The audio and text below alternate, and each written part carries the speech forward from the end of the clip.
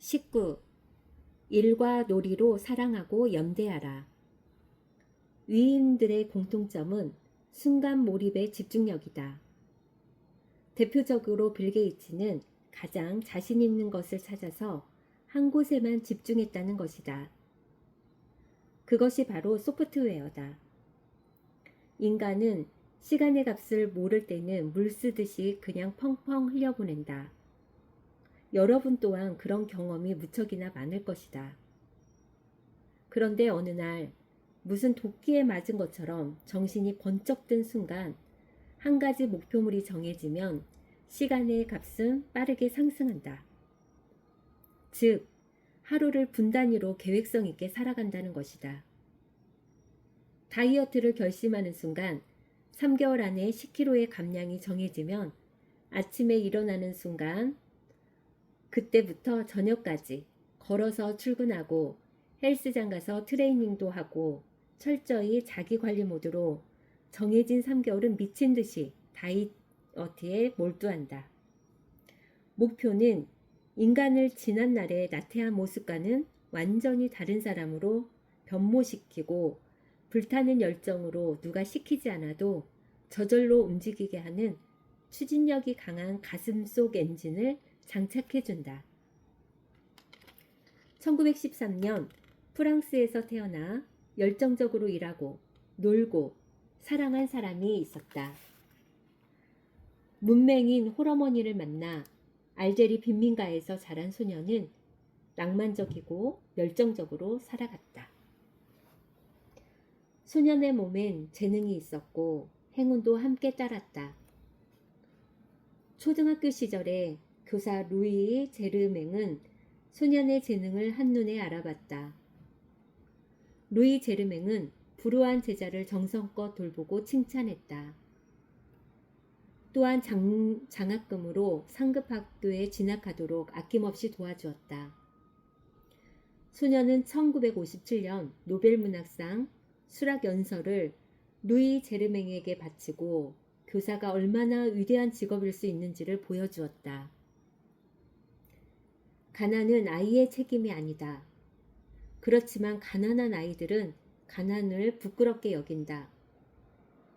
가난은 부끄러운 것이 아니라 불편할 뿐이다. 라고 한 그는 가난의 연속이었다. 이 청년이 바로 프랑스의 실존주의 작가 알베르 까뮈였다. 47세에 자동차 사고로 세상을 떠난 그 순간까지 행동으로 대답했다.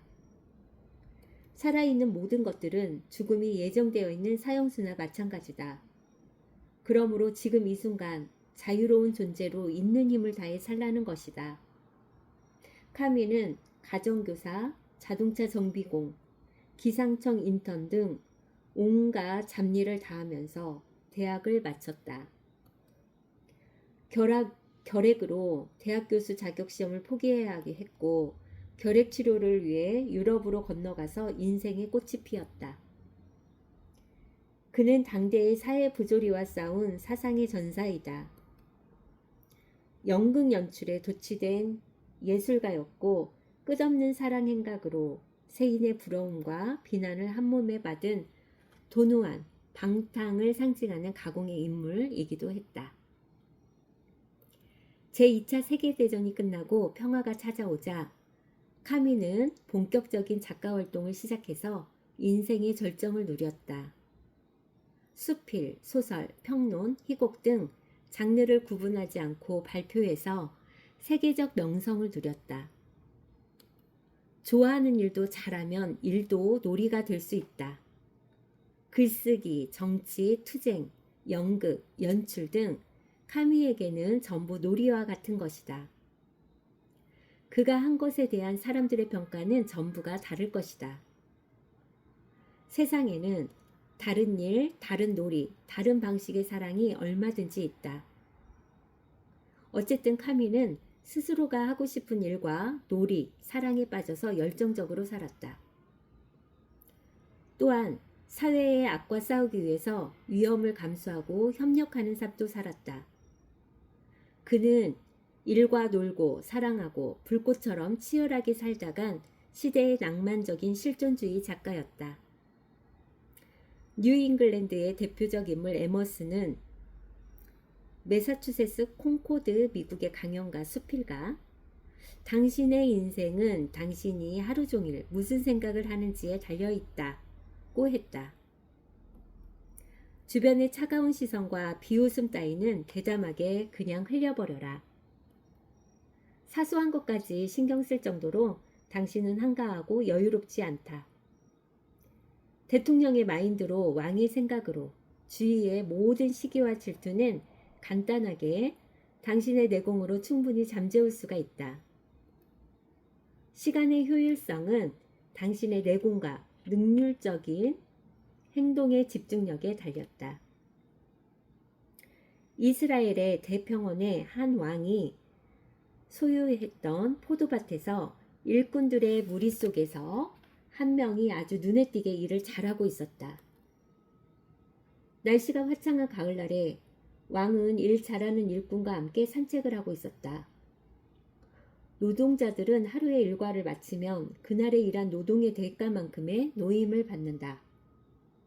바로 그때 일 잘하는 일꾼이 노임을 받으려는 순간에 다른 일꾼들이 화를 내면서 왕에게 거칠게 항의를 했다. 왕이시여, 이 사람은 2시간만 일하고 나머지 시간은 왕과 산책만 했습니다. 그런데도 똑같은 노임을 받는다는 것은 형평성에 어긋납니다.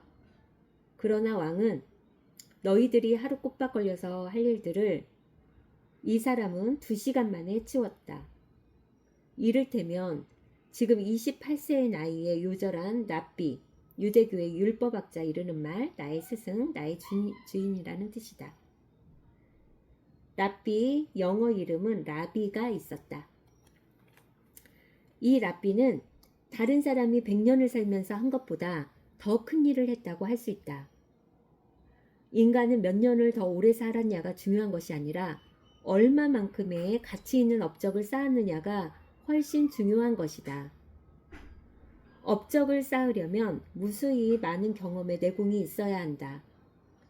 내공은 사람의 능력에 따라서 한 분야에 10년에서 15년 이상의 꾸준한 실패와 성공을 거쳐야 비로소 흔들림이 없는 진짜 고수의 경지에 도달할 수가 있다.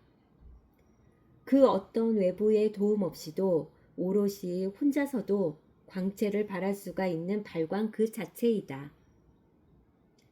지속적인 내공이 쌓일 무렵에 당신은 세상으로부터 끊임없는 러브콜을 받을 것이다. 이것이 바로 세상을 지배할 수가 있는 내공이 필요한 결정적인 이유일 것이다. 불교에 회항하는 마음이란 있다. 불교에 희양하는 마음이란 말이 있다. 지혜로운 사람은 때를 보시하되 아끼거나 탐내는 마음이 없어 자기 공덕은 이웃에게 돌린다.